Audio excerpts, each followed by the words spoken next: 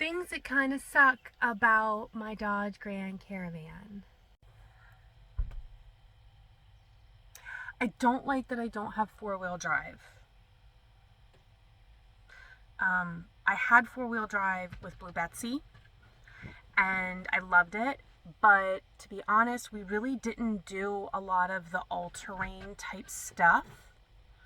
And so when I got Coco, I was like, I'm probably not going to do it now. But, you know, hindsight's 2020. I do miss having that in the back of my mind of knowing that if I wanted to, I could. Now I'm kind of stuck. If I want to, I can't.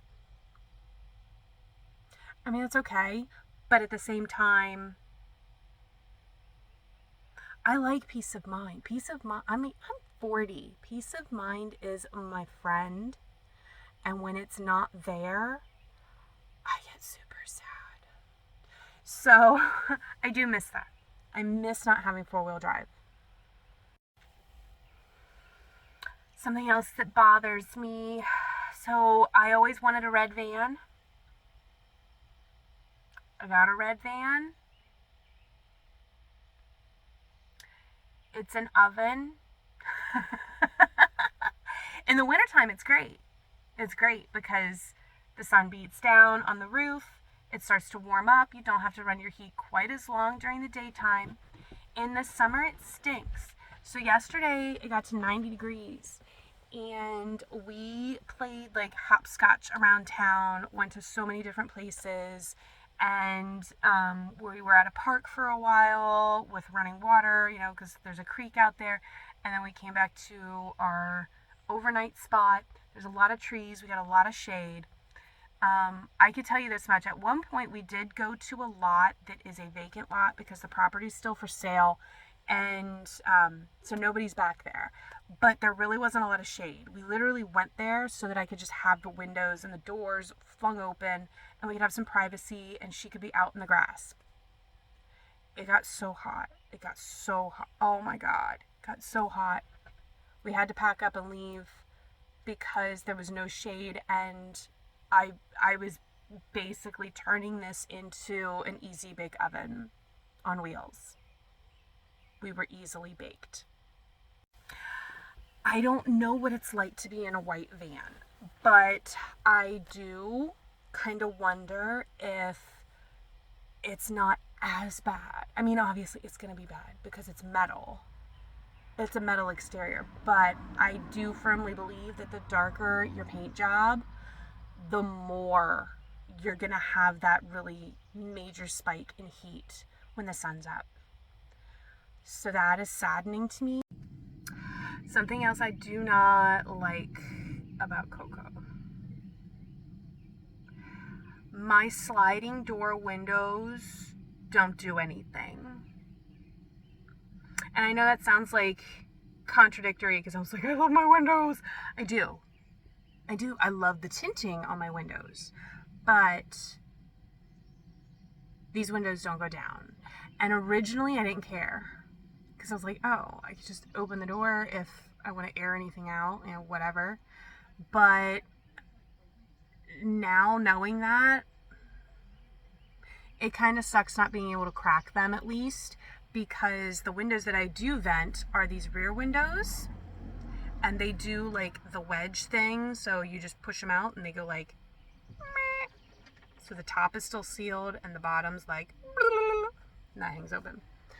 And then the front windows, I have bug screens that I bought that are sleeves that go over the door, and then I put the windows down. So it's great for back here and right up there. But this middle section,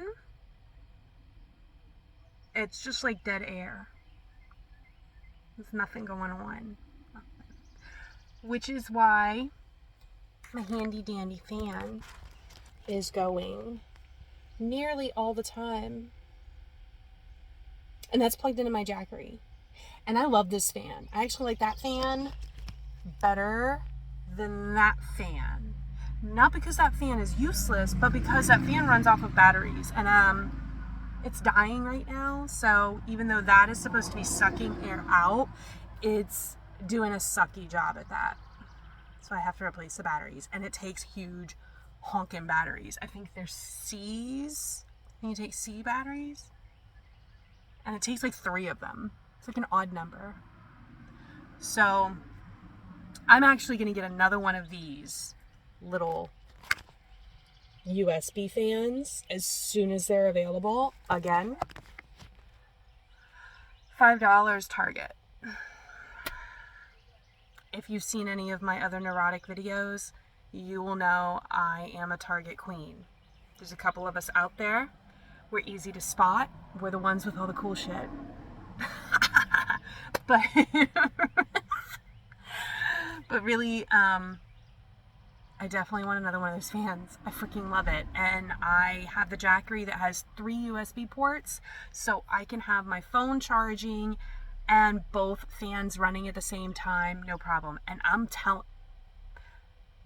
I actually ran this all night last night. All night. Like, not from when I went to bed to when I woke up. I mean, I turned this sucker on at like 5 o'clock in the afternoon, and I left it running until, well, right now. And it's like 9 o'clock in the morning, maybe a little bit later. I lose track when I'm filming. But it's on my Jackery. I got a Jackery 500.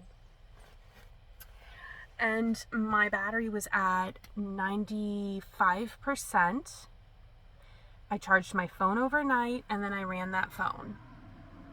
It's only down to 91.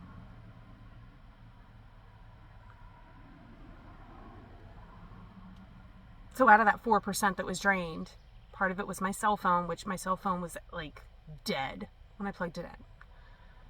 Dead. So usually it takes 2% overnight. So 2% for this fan to run. For damn near 20 hours. Worth it.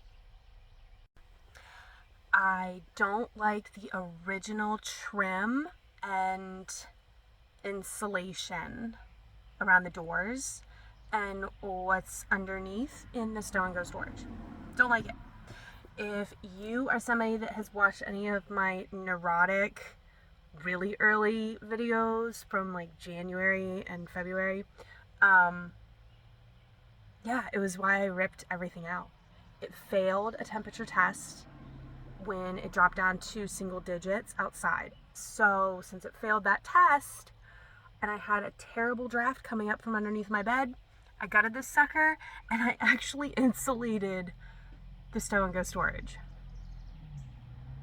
with spray foam and some fiber fill on the back panels, because I didn't want to like compromise wiring that's actually under the stow and go. So if you get, that's the one thing, some of those videos, they're awful. I had no idea what I was doing. I still don't know what I'm doing, but if you watch them, like, you'll see there is hidden wires in channels and underneath carpeting that you have no idea it's there until you start ripping things out from the stow and go. So if you are considering doing anything wild and crazy with your minivan, watch that video first so that you can see where the stuff is, and then that way you can decide whether or not you want to bother with it. Because there were a couple times while I was dealing with that where I was like, what have I done?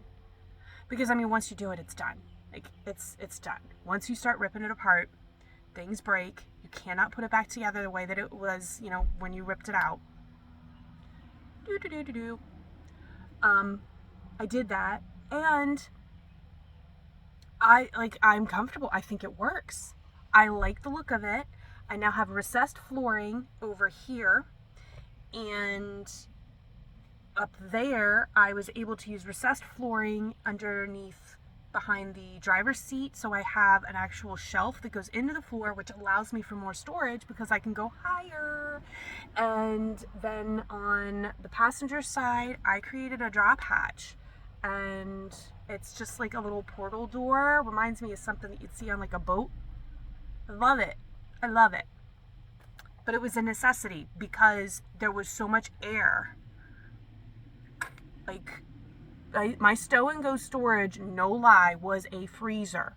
I actually got to the point where I could store food in there that needed to be refrigerated, and it stayed so super fresh. It's not even funny. I stored eggs in there, I stored cheese in there, orange juice, milk. I could store milk in my stove. My milk almost froze. That's how cold it gets. And that was behind the passenger seat. That's not even in the back. In the back, I had stuff that I just never saw again because I was...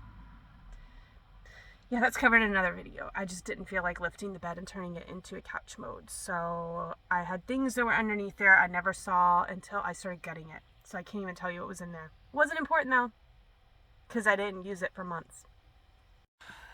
So yeah, spray foam insulation, wood framing, and I used birch wood from the subfloor in the rear well, and then I just lined the front with Lawn because I was already planning on building more into it, and I knew that the one was going to be a covered well, so where I needed the most insulation was actually in the rear because I planned on leaving that open, which I have, and I love it.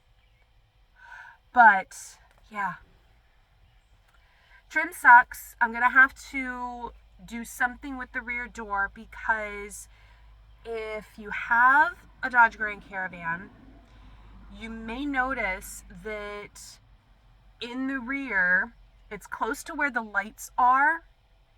You can feel air come through there. And this is a 2016. My trim is in pristine condition. This was a mint van. There was nothing wrong with anything in here. It was fully inspected by a professional that was on my side because it was my mechanic. The vehicle was sound. It's just the way it was built. It's just the way they did it. So there is a serious draft. Now, in the summertime, that's not that big of a deal because you want airflow, but in the winter you don't want 5-degree wind blowing in through the back door. So I am going to have to adjust that, but I'm glad I got the flooring done and the floor insulation. I did notice a drastic difference when we were in here after that was completed. Definitely